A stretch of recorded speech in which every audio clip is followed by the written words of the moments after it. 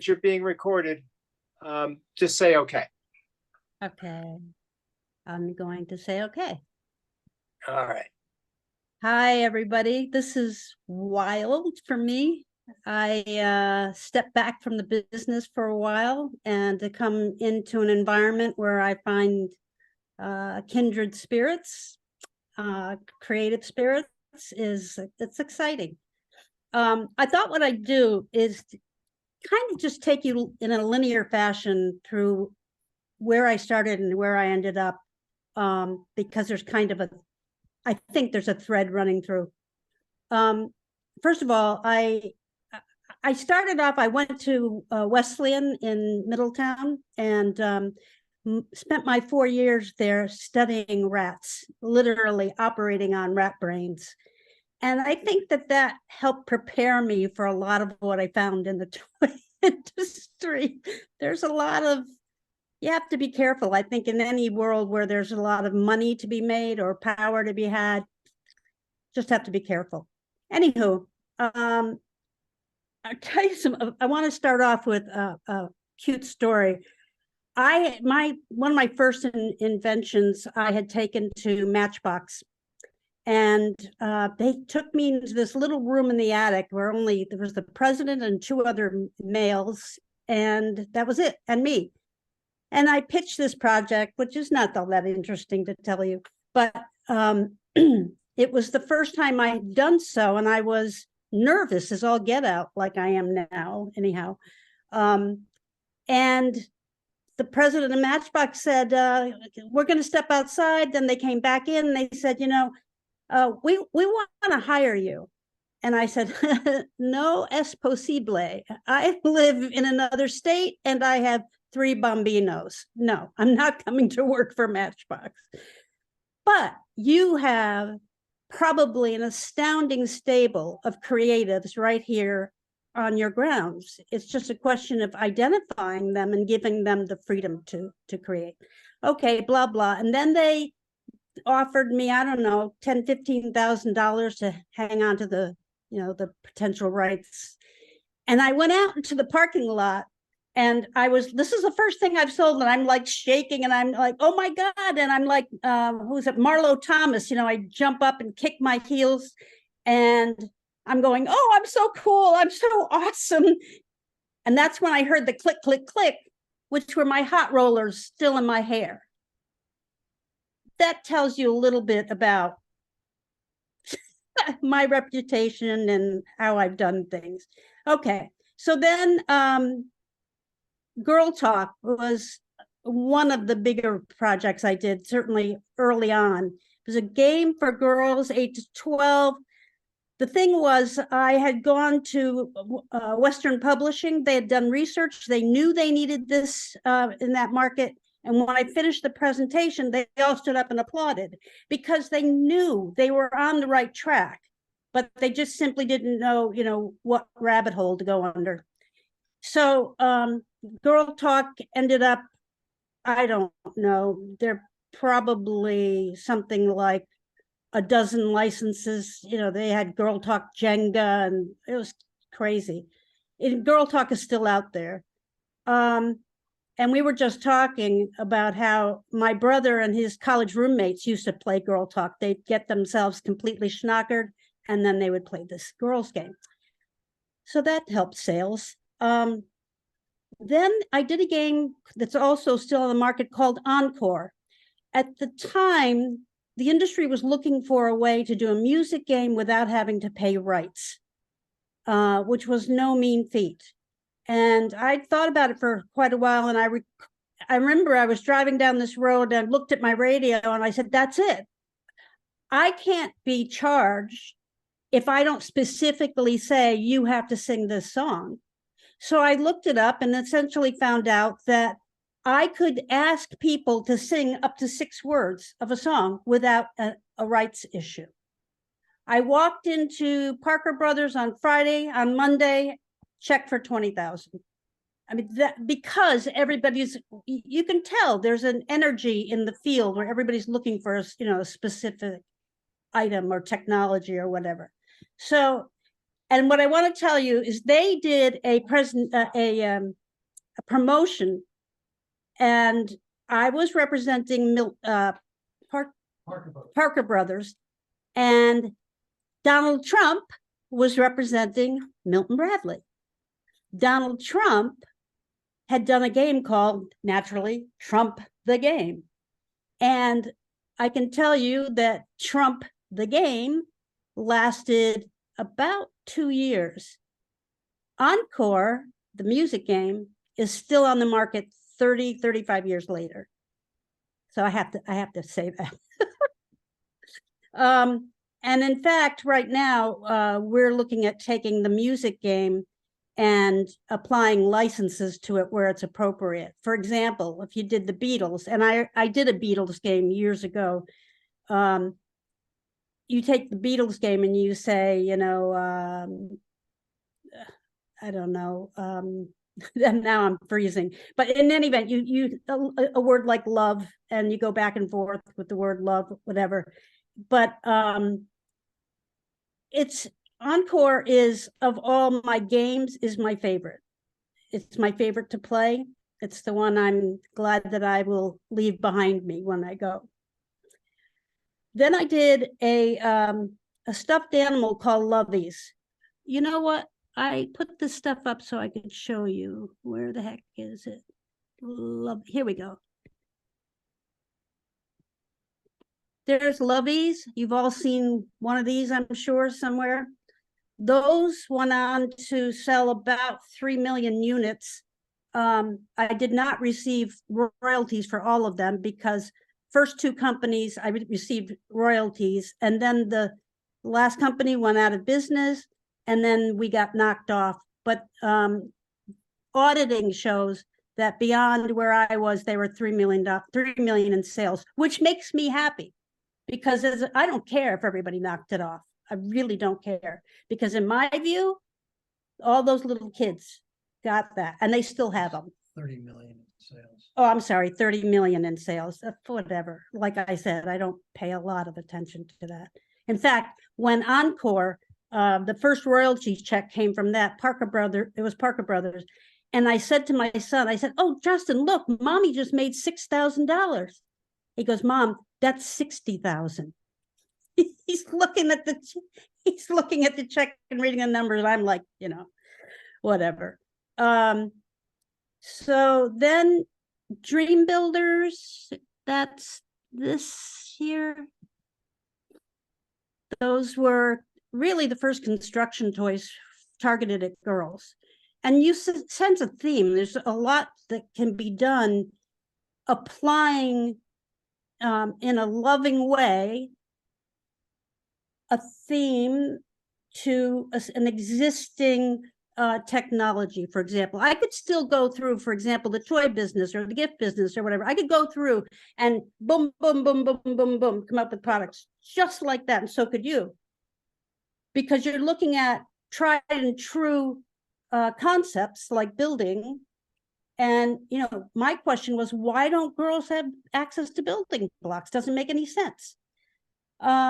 That was with Tyco, and that did, it was out there for a few years. I don't remember how many it sold.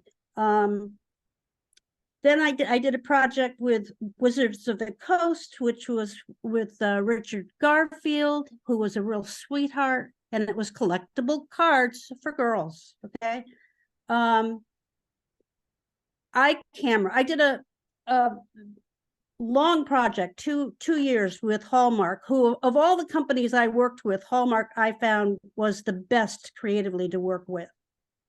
They gave me 60 creatives and 2 years to create a brand. And I'll never forget, I opened up the meeting with these people, and I just went,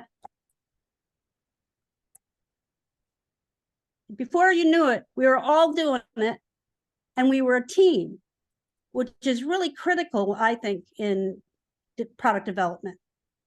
In any event, the Hallmark project, I decided I needed a camera that would give me sticky pictures.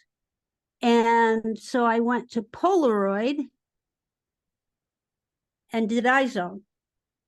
And iZone, you saw those, there's a bunch of those out there. And then they asked me to somehow design a way to manufacture these so that they could sell overseas without having to do an additional set of printing and blah, blah, blah. So I did that on the back of the film. I did games on the film so that the kids could play with it, blah, blah, but it worked really well. What else did I want to say? A lot of licensed stuff, because when you start to have things that are working, they all come, Sex in the City, Beatles, HBO, Nickelodeon. I did a lot of stuff at Nickelodeon. Anyhow, today this much I want to say. If I could convey anything to inventors out there, I think it's critical that your heart is in the right place every step of the way. If you address a product to, let's say, like if I want to create something for 5-year-old girls, I might put in my head my 5-year-old granddaughter, and she's with me the whole time I'm doing this, and it has to work for her or it doesn't fly.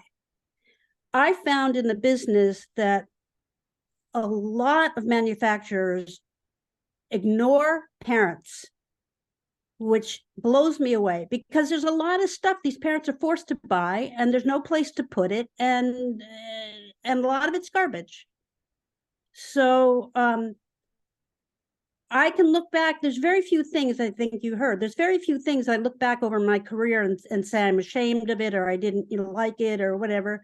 Maybe not so esoteric, maybe not so intellectual, whatever, but kids had fun. Moms didn't buy junk. And I guess that's really all I have to say. Do the right thing. Questions? Yeah, any questions?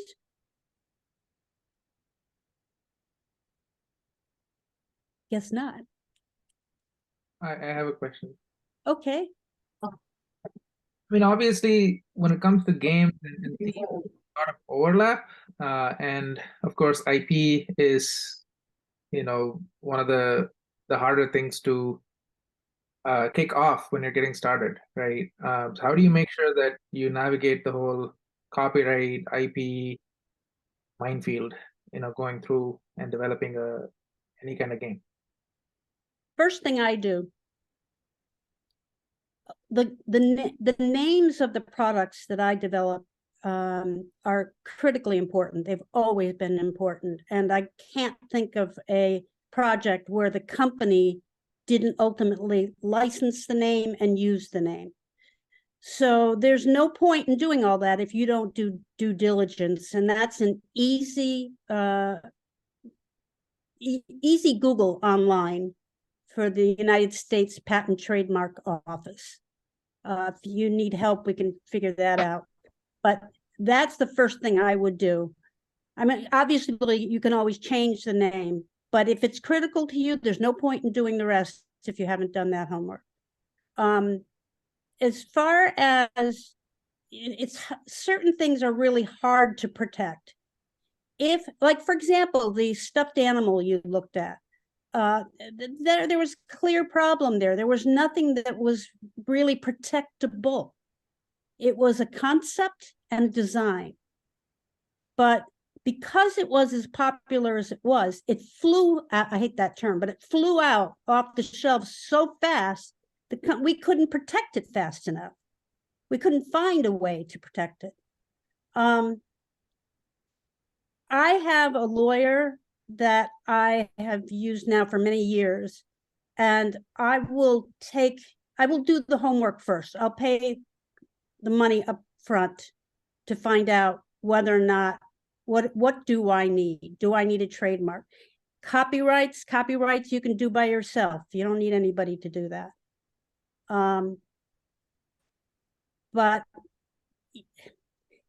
generally, I think there's you can build into your product a hook. Oh, what are you saying? NDAs. Oh, yeah. Well, non-disclosure. If you're talking about, are you talking about manufacturing or are you talking about licensing? I guess it depends on the theme and where you're getting started, but I guess to start with, it would be licensing. Okay, it would be licensing. So where you can, you want to get a company before you present to them to give you a non-disclosure agreement. Again, so much of that is a function of the ethics of the people you're dealing with. I found that I was protected by my reputation, because in the toy business, you don't want to rip me off because I have a good reputation for being a straight shooter and people believe me if I tell them. So that paid off. Yeah, the other thing I find, I remember speaking to new inventors down in New Orleans at some game thing, and I shouldn't have been, but I was astounded at how much money people were paying for legal up front.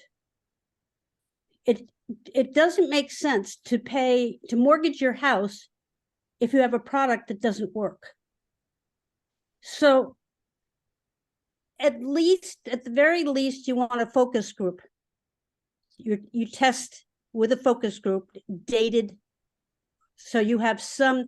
I mean, my husband came with me to one meeting where we actually, after the meeting, we knew that they were going to buy it. You could tell.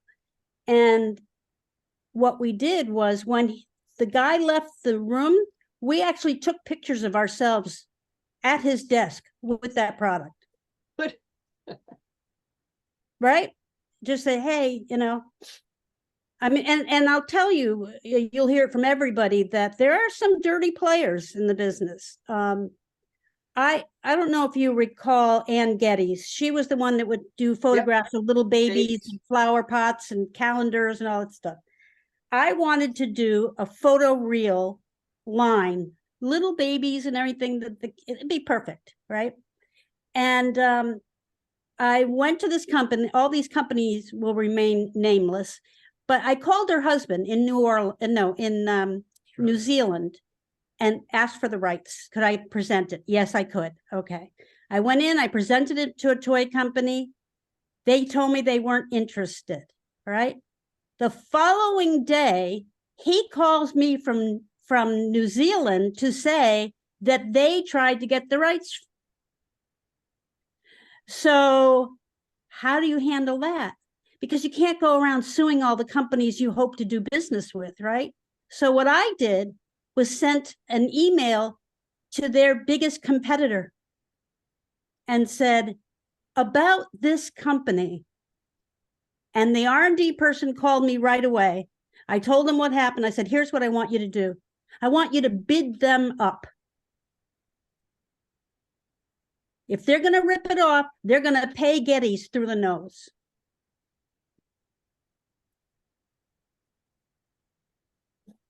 Exactly. But that, like I'm saying, it's not entirely possible to protect yourself from everything and everyone. It depends on the business you're doing, the business you're in. And I found I was ripped off by small companies, large companies. I couldn't really tell you that there was any method to the madness. You just have to go with your gut. Get a good agent. No, I'm serious. Get a good agent that you can trust and who already knows the business and the players and who can be trusted and who can't.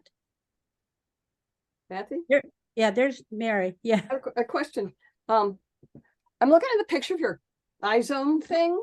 Mm-hmm. Now, you started off doing games and did Girl Talk and Right. Encore. So do you partner with technical people to do so you have different partners, or you have some? Yeah, well, in this case, I worked with Polaroid's engineers. Okay, because I went to them and I said, I want to build this. And rather than me go out and try and, start a new business somewhere about something I don't know anything about, Mm-hmm. I was better off time, because there was a time factor. We really needed this for the Hallmark project. So, you have a stable of people that you work with that do design and engineering? well, actually, I could use more. Me too.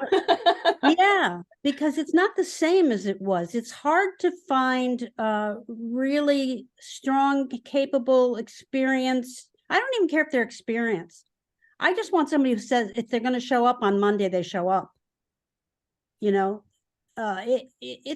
a different crop of people. It's hard to find graphic artists, for example. Yeah. Yeah. I do graphics. I do Illustrator, whatever. I set up a design studio for Michael's Arts and Crafts in Dallas, right? That's well, a good skill. Yeah. Yeah, but to do graphics is hard. It takes a lot of time to do it right. I know, and you could advise inventors to not try to do their own unless they're really good. Unless they're really good. Or somebody will hire like the guy up the street, to do their graphics, and don't bother, do magic marker on notebook paper. Well, what I find right now, I have about half a dozen projects that I'm working on at any given time that I'm really noodling at night, and generally what I do is I'll put out the word that I'm looking for somebody who can work with wood, small scale wood, right? Or I'm looking for somebody who, and I am exactly today looking for somebody who can do an app that goes with a game. Basically a film, although it doesn't have to be a film. But I could I sit down and figure out how to do that? Absolutely. Will I be alive at the end of it? I don't know. But yeah, my career just started branching off into, I just started getting tired of games. I'm doing one right now. I'm working on one right now. You should see this. Ha! Girl after my own heart. What else did I want? Let me just show you this stuff real quick so for reference. That's Girl Talk if you haven't seen it before. What is this? I don't know what that is. Oh, that's the Dream Builders. Okay, here's an example. This is a good example for the previous person. This concept, it's on my desk. Haven't done anything with it yet. But the idea to me is dirt simple. I have 4 grandsons, okay? The idea is you can take an existing mold for a remote control race car. But what you do is you build a track. The kids get to build the track. There's movable parts. There's gates that they have to go under or whatever, and it's all timed and blah, blah, right? Or there's hills and yada, yada. This is, to me, is perfect as it is because it's totally licensable if they want to. You can't get a bigger license than NASCAR, right? And it's easily doable because it's off the shelf remote control, right? And see, you asked about protecting your products. I'm telling all of you this product, this is, I shouldn't technically be doing that. In the beginning, when you're inventing, you tend to fear. You fear getting ripped off. And I know I did. Now I don't, I pretty much feel if you want to steal it, steal it. I'll just go on to the next thing. But I need somebody for that. I need an engineer for that. Because that's the sort of thing, because the idea is that you can take this race car, right, and the tracks, you can take it and set it up across 3 driveways or in your family room. So anyhow, I forgot about that. Just a quick thing. Yeah. Looking at that, as a race car driver, I can tell you that, you have a Formula One car and then you have NASCAR. Those are completely different. So I love Yay! the idea. It's just the details, I'm sure you'll work on those. Yeah, well, you know what? One of the reasons that the details are so off are seriously because I was so excited when I thought about this that I got out my Illustrator and dropped this picture. Oh yeah, that looks like a car. That looks like a race. I don't know anything about this stuff, but Yeah. this I'm working on at the moment. This was originally done with Milton Bradley, but the idea is that it's an adventure in every box, and it takes kids from playing on the sofa out into the yard or whatever. It's a never-ending adventure. You never play the same thing twice, which is a feature of a lot of my products. Not that I set out to do that, but it ends up that you can play it over and over and over and over and over and over, and it's never the same, which I like. I will say that I found engineers at IACT. You did? In this group, yeah. I did a guy that I did a product with years ago, and I'm still trying to sell it. I've sold it like 4 times. It never went anywhere. But yeah, there are a lot of engineers in this group. So I don't know. Doug, is there a way to reach out to members to Yeah, I was just going to chime in on that. You know that I'm a professor at the School of Engineering at Fairfield University, and I've been teaching there since 1999. So some 24 years. And, the students will generally work on projects that are brought to them from outside if they're interested. So around August or so, where they're soliciting proposals, maybe even as early as July, and then they'll work on them for 9 months. Typically, they're looking for some modest industrial support, usually including things like the cost of materials. They can do things that include app development. There's a full-blown machine shop, a maker space. There's the most important component in the machine shop, which is the machinist. And then there's the students who are somewhat trained in using the machine. I would say it's not a particularly easy slog. There's also, for those who are budget-minded, resources that include the Yukon Law Clinic. I'm working with them now. They help with trademarks, with patents, and these sorts of things that include searches to see if something is patentable. And I had rendered a patentability opinion for me, and it has caused us, I think we are on office action number 5 now. The USPTO has not gone for it. And I felt obligated as the president of the Inventors Association of Connecticut to at least test it and see if I could get something for free, and then tell all the members about it. And unfortunately, I had a business process patent, which was just hard.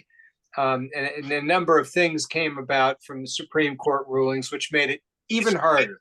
Yeah. So that isn't that necessarily their fault. But I was getting an awful lot of services, and I kept my micro entity status, which from a budget point of view is so important, because that means your patents and your fees are all minimized. And I always say that if there's some way you can avoid paying all this upfront cost before you've actually tested the market on a product, you should, because that can be a terrible waste of money. And I've seen one inventor after another shell out $10,000 for some, I would say, not honest type organization who I shall leave nameless in this forum. And they will take the money and do basically nothing. And unfortunately, the money is gone and you can never get it back. But quick question. Kathy, can you tell us a little bit about how many times it takes you to do a pitch before a company shows interest in one of your products? I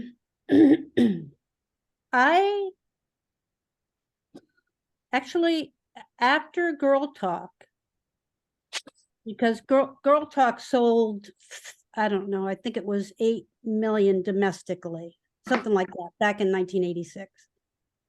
When you have there's something about people that they think the magic is going to rub off on them, you know, so they're more inclined to listen, and you have more power at that point. You know, you like, for example, now when I negotiate a contract, you can bet I'm looking for some measure of creative control, right?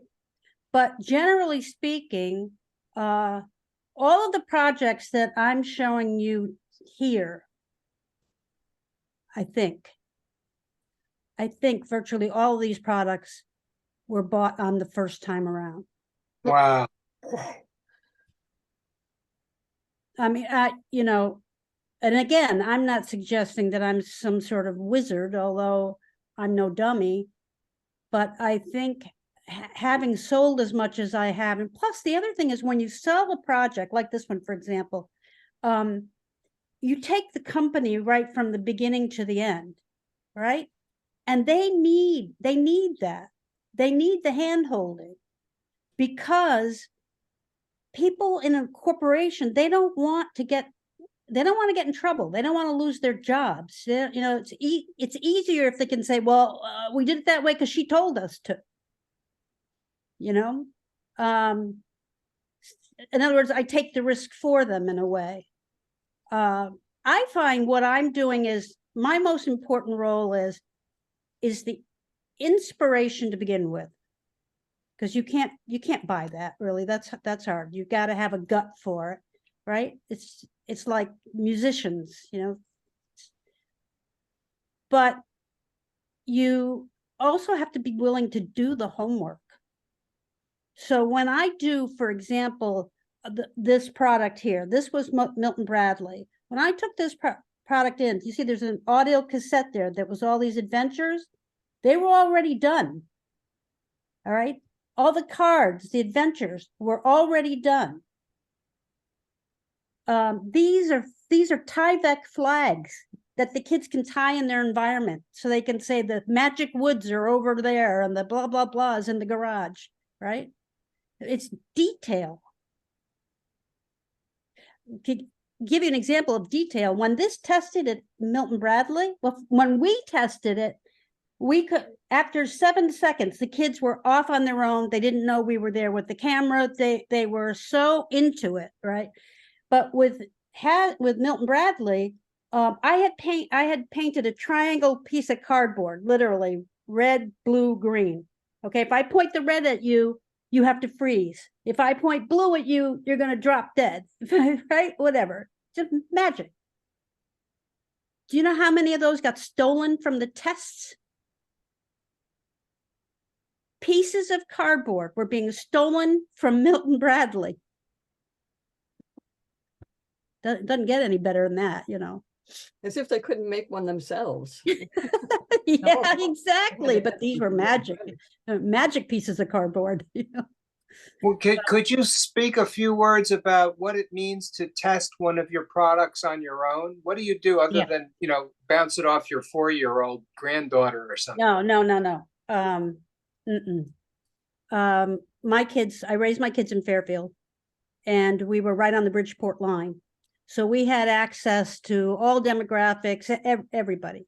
But a large portion of the respondents were kids who went to school with my kids, not necessarily friends of theirs, because I would pay them and I would pay their mothers to come and give an honest review.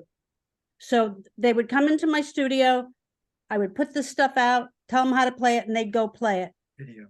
The video, and they'd go play, and would always videotape.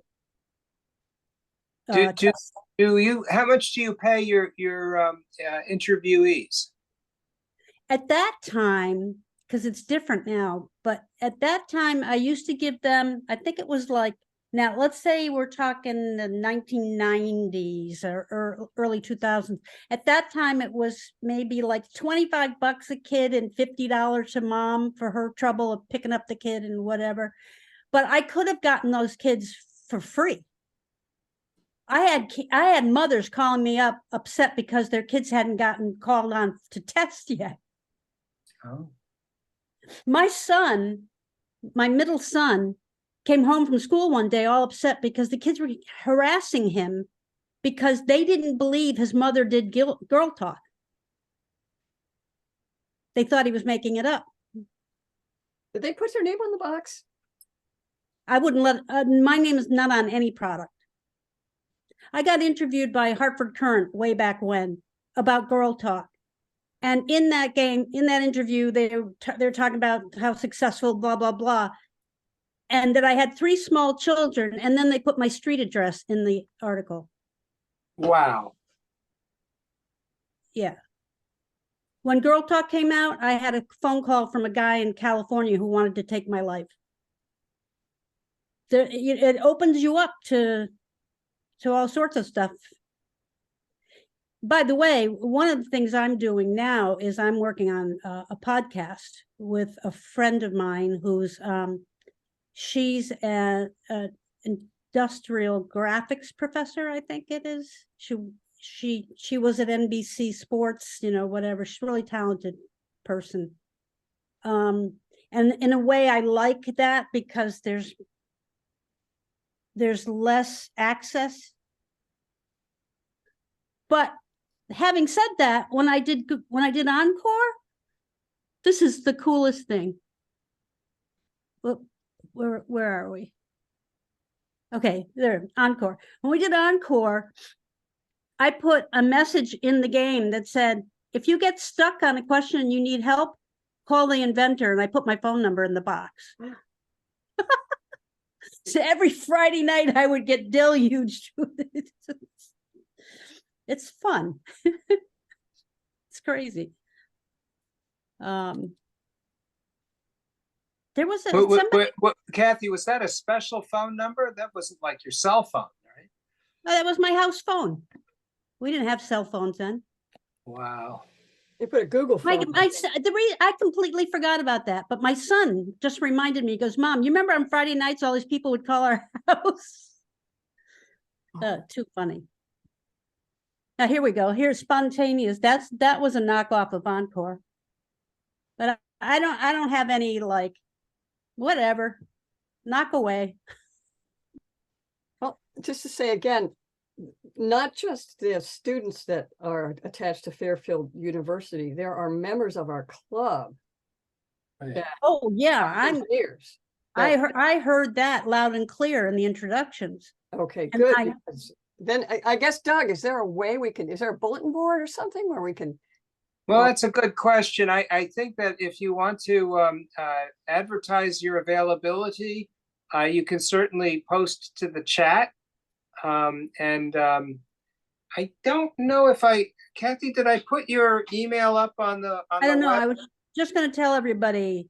Maybe we can do your contact information as you might like to see it in the chat as well. But if we go to next presentation and take a look at your details, I don't have your email address. No, I don't know if you want to put it there or not. No, I'll tell you guys, and you can write it down. Okay, it's Catherine with a C, CATHERINE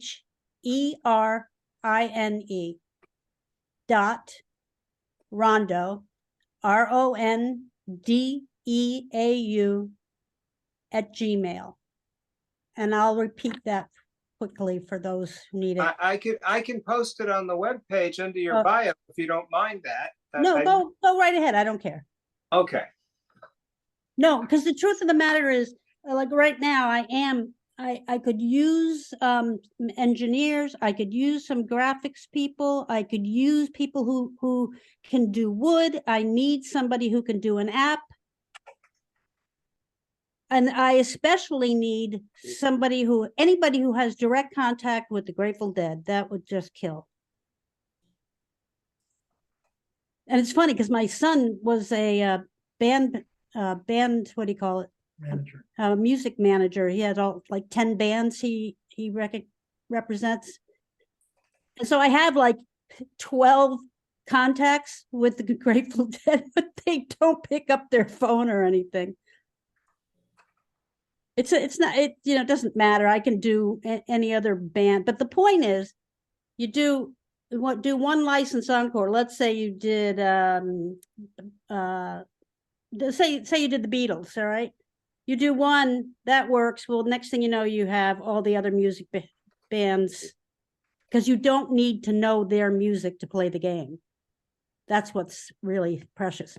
But like in the music industry, for example, if any of you have kids that are in their 20s or that are going to these jam festivals, which I've gone to my share of, they're selling pins that you put in your hats, posters. I mean, I've designed probably 10 music posters that have been on the market.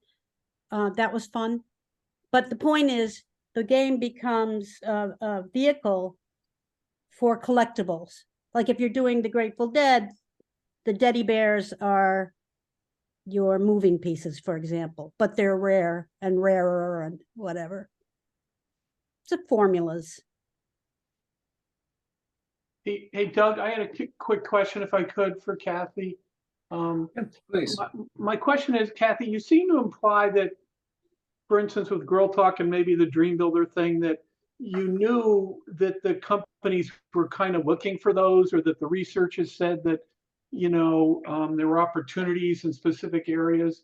I only knew that after I presented it. Oh, okay. So there's no, the companies never say we're looking for things in this area, or That's not true. They often do that. Like they do that. I have letters in my mailbox right now from Hasbro, Spin Master, telling me what their wish list is. By and large, in fact, I don't think I've ever read one, because I have enough going on in my own head with stuff that's fun. You know, I'm looking forward to doing it, creating it. So what would an example of a wish be, for instance? I'm just curious. Well, I know, for example, at and this, I don't mind sharing this. There was a doll, baby doll called, do you remember, Mary? What was it called? Hasbro? Yeah, Baby Alive? Yeah, Baby Alive. And I was making all kinds of nasty comments about Baby Alive during this presentation, but they're looking for extensions for Baby Alive. You can look in their catalog online. You don't even need a catalog. Look in their catalog. And if you see, for example, 16 versions of Battleship, you know that they're looking for more battleships. Got it. Yep. Great. Thank you. Yep. Right. That's good. Okay. Yep. They're always, I find that most companies, and this isn't just toys and games, this is other kinds of companies as well, they're always behind the 8 ball in terms of trend. One of my responsibilities at Michael's in Texas was I had to define trend for 1,000 rooftops around the world. And it was remarkable how obvious to me. Look, there's a guy called Abraham Maslow. If anybody just looked him up, he's a psychiatrist, he's now passed. Abraham Maslow spelled out what human beings need and want. If you pay attention to that, it'll inform what you create. Yeah, the hierarchy of needs. That was a second department. So there you go. Thank you. Kathy, was Girl Talk your first product? Was it my first product? Oh, my husband is sitting here handing me things. See this? This is how I started in the business. This is a jar with bread dough on top. That is my husband with a golf club. I used to sell these at arts and craft shows in the mall. Lord and Taylor in West Palm Beach saw these and asked if I could have them in their store for the Christmas holiday. Right? Now, I'm not some little machine making these. I'm making these things by hand when my kids are sleeping, whatever. I sold out in 1 week. We were supposed to have 6 weeks of merchandise, sold out. Why? Because they're not well done. They're not crafty. This is almost it. My granddaughter can do better than this. But what it is, I used to call it America on its ass. Right? Because it was just like I do teachers and secretaries and nurses and quilters and gardeners or whatever. That was crazy. That bread dough, I used to, in 1980, I don't know. I was in Norway for 3 years. In any event, say 1978, 79. I was getting $22 a piece for those, sitting in the mall. That was crazy. Because I didn't, trust me, I did not grow up with any sort of money. Which is good in a way, because I don't have the attachment to it. But it just used to just crack me up at how, well, you asked me what came before Girl Talk.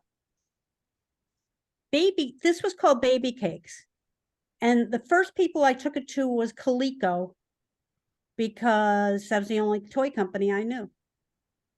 And they gave me, again, another $20,000 or whatever to hold it. At that time, you could go around and live on advances. I understand they don't pay them much anymore. I don't know.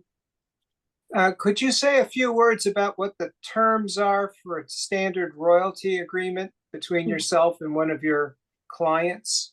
Yeah, jump in if you think of anything. All right, the first thing is like any contract. It's you're agreeing between two parties, and there is an object in the middle, right? You're going to buy this game, you're going to buy this car, whatever. So those are the first principles of a contract. Then it's what is the contract defined, like very specifically. Are you getting this can? Are you getting the artwork? And for how long? And for how wide a district? Is it just for the US, or is it for overseas as well? Contract terms, advance against royalties, especially if you're selling a product that has a lot of engineering or tooling that on your part, or time investment on your part. Chances are you're going to be able to get some advance money. I have taken anywhere from $5,000 to an advance to I got $100,000 3 times for advances. Nuts. Bigger the company, more likely to get the bigger money. I used to feel guilty about taking all that. Not anymore. What else? So territory is important. What do you call the biggest thing that everybody complains about, that they argue? What is it, Mary? I just sneezed. Oh, there's the issue. Like term, the length of the contract term. Now, there's one, oh, I know. It's like if Mary sells me a product and somebody trips and breaks their neck on that product, Liability. It's liability, and whether or not you're setting a limit to your liability. So at the very least, in any contract, you do not sign a contract unless you limit your liability max to the amount of royalties you actually receive. But that's the max. And that is one place where they'll really try to get you, I think. Also, secondary licenses. Okay, if I license this can to Mary, and now a race car company wants to buy this can, right, or wants to license it, how much does the racing car company get, and how do we split that, me and Hasbro or whoever? Look, if you're in the need for a lawyer to do a contract like that, I know a guy who's he used to be in the toy business as a developer. His name is Barry Peels. Oh, I know Um, Barry. You know, Barry's a great guy. He's very astute. He's very experienced. He's not expensive, and he lives right in Westport. So if you called me on the phone, that's what I would say. I would say, go see Barry. And then I would be annoyed at myself because Barry would get busy and I couldn't do him. You wouldn't be able to grab him when you needed him. Yeah, No. I'd work with him too. Yeah. Greg Battersby's Kathy another good and one. Mary too, is the royalty 5 to 7%, or what would the royalty be? Well, of what? You have to, it's, well, Kathy should answer this. No, no. You're the star, Kathy. Typically, you know, off the shelf, I'm creating something, I go into a company, it's usually between 5 and 6% is the royalty. However, if you think about Pictionary or Trivial Pursuit, those were people who had the guts and wherewithal to go out and do it first on their own and create a market. When they get a royalty, I think Trivial Pursuit was 13%. Wow. Well, I think too that you better, it's not percentage of the sale price. Net sales, It's the percentage, it's the percentage of the price that the retailers pay, right? Right. It's the net, which is about roughly half. right, right. I mean, there are, Mary certainly knows, there's a lot of people out there that can help with these kinds of issues. I'm just trying to think off the top of my head if there's any other, what's that? On Girl Talk, we got paid for any other game that had Girl Talk on it, even though you didn't invent Oh it. yeah, true. That's like on Girl Talk and and a lot of other projects. If the company used the chief asset of my property on another property, like if they took Girl Talk and they did, for example, they did Girl Talk Secret Date. Dateline or something, and I didn't have anything to do with the production of that game, but I got paid, and I got paid full royalty. So Sine qua non. You are the sine qua non, without which it would not be. well, you know, I think I have to tell you one quick story. You talk about, you know, now I sound so accomplished and whatever, but I can tell you, I remember going to Toy Fair and Peggy Brown, and I forget who else, they were down at the Mattel building, and I was supposed to meet them there, but I was late. And I used to wear this magic cape to Toy Fair. I just loved it. It was black and it had this raccoon fur thing that flipped over my shoes. Really stupid. But in any event, I came down to Mattel and I said to the guy, I said, I'm just going to scoot up here because my friends are up ahead. And so I did. I got in line with them. Next thing I know, he comes with another guard and he comes up and said, yanking me out of line. I said, what? And he said, oh, well, you know, you can't just walk in here and go where you want. And I wanted to say, well, I can think of some people at Mattel who might beg to differ with you.